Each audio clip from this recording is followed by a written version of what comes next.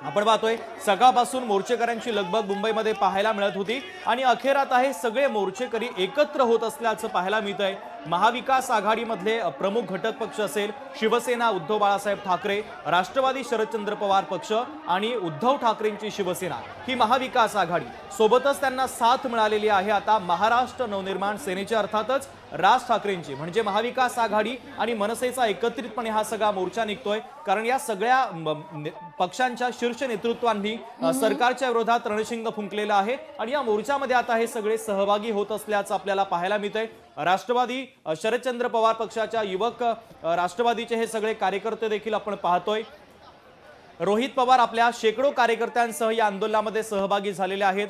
दिशादर्शक काही फलक देखील आपल्याला पाहायला मिळतात। या फलकाच्या माध्यमातून सरकारला काही सवाल उपस्थित करण्यात आले। राज्य निवडणूक आयोगावर सुद्धा काही ताशेरे ओढण्यात आलेले आहेत आणि आम्ही दाखवतोय विरोधकांच्या प्रमुख मागण्या सुद्धा नेमक्या काय। बोगस मतदारांची नावं वगळण्याची प्रमुख मागणी आहे। मतदार याद्या दुरुस्त होईपर्यंत निवडणूक नको अशी भूमिका सुद्धा घेण्यात आलेली आहे। व्हीव्हीपॅटचा वापर करावा अशी मागणी सुद्धा करण्यात आलेली आहे। दुबार मतदारांची नावं बाद करा अशी मागणी सुद्धा करण्यात आली। तर मतदार यादीतील त्रुटी दूर करा यासह अनेक मागण्यांचा विरोधकांचा हा मोर्चा आता निघालेला आहे। मुंबई महानगरपालिकेच्या परिसरामध्ये हा मोर्चाचा समारोप होणार आहे। शरद पवारांची खास ही दृश्य लोकशाही मराठी तुमच्यापर्यंत पोहोचवते।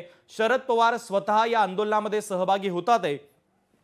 या आंदोलनाच्या माध्यमातून खरं तर शरद पवार नेमकी काय भूमिका मांडणार हे पाहणं देखील तितकंच महत्त्वाचं आहे। कारण आपण पाहतोय राहुल गांधी यांनी मतदार याद्यांमध्ये कशा पद्धतीचा घोळ केला जातो या संदर्भातलं प्रेझेंटेशन सादर केलेलं होतं। त्यानंतर महाराष्ट्रामध्ये आदित्य ठाकरे यांनी सुद्धा त्याच पद्धतीचं प्रेझेंटेशन सादर केलं आणि त्यानंतर मात्र राज ठाकरे यांनी सुद्धा प्रेझेंटेशन सादर केलेलं होतं। शरद पवारांची स्पष्ट भूमिका या मोर्चाच्या माध्यमातून आपल्यापर्यंत पोहोचणार आहे। कारण आता हे सगळे नेते या मोर्चाच्या प्रमुख स्थळी आता दाखल झालेले आहेत आणि त्यामुळे हे सगळे नेते भूमिका काय मांडतात हे पाहणं देखील तितकंच महत्त्वाचं असेल।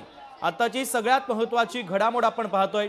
महाविकास आघाडी आणि मनसेचे हे सगळे नेते आता हळूहळू व्यासपीठावरती दाखल व्हायला सुरुवात झालेली आहे। मोर्चेकऱ्यांना काही सूचना देखील केल्या जात आहेत। अमित ठाकरे आणि त्यांची पत्नी आता स्टेज जवळ पोहोचलेले आहेत। ही एक महत्त्वाची अपडेट आम्ही तुमच्यापर्यंत पोहोचवतोय। तर मोर्चा हा आता मुंबई महानगरपालिकेकडे पोहोचतो आहे आणि पुढच्या काही मिनिटांमध्येच या सगळ्या नेत्यांच्या भाषणाला सुद्धा सुरुवात होणार आहे। एकंदरीत सत्याचा मोर्चा या मथळ्याखाली विरोधकांच्या वतीनं ही एक मोठ बांधण्याचा प्रयत्न केला जातोय। येणाऱ्या महानगरपालिकेच्या निवडणुका असतील आणि स्थानिक स्वराज्य संस्थांच्या निवडणुका असतील त्या पार्श्वभूमीवर एक वेगळी वातावरण निर्मिती करण्याचा प्रयत्न या ठिकाणी केला जातोय। विरोधी पक्षातले सर्व नेते, विरोधी पक्षांचेही काही मित्रपक्ष आहेत त्यांचे सुद्धा अनेक नेते या मोर्चामध्ये सहभागी झालेले आहेत। आदित्य ठाकरे हे सुद्धा व्यासपीठावरती आपण पाहतोय।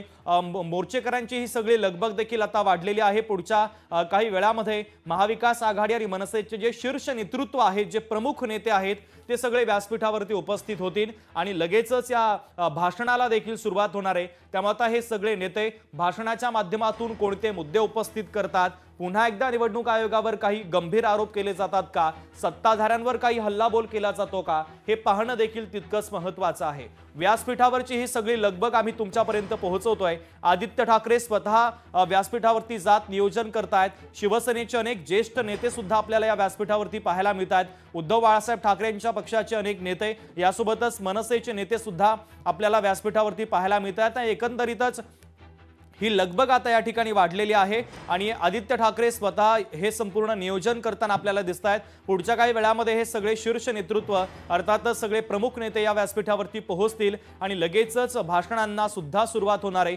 तत्पूर्वी अरविंद सावंत सुद्धा मोर्चेकऱ्यांना काही सूचना देत असल्याचं पाहायला मिळतंय। मीडियाची सुद्धा लगबग आहे आणि मोर्चेकरी मोठ्या संख्येनं घोषणा देत, हातामध्ये बॅनर घेत आणि आपापल्या पक्षाचा झेंडा घेत या मोर्चामध्ये सहभागी झालेले आहेत। मुंबई महानगरपालिकेपर्यंत हा मोर्चा आता येऊन धडकलेला आहे आणि पुढच्या काही मिनिटांमध्ये हे सगळे महत्त्वाचे नेते व्यासपीठावरती येतील आणि आपापली भूमिका लागवी ते मांडणार आहेत। अगदी कुठल्याही परिस्थितीत मतदार याद्या दुरुस्त करूनच निवडणुका घ्या अशी भूमिका विरोधकांनी घेतलेली आहे।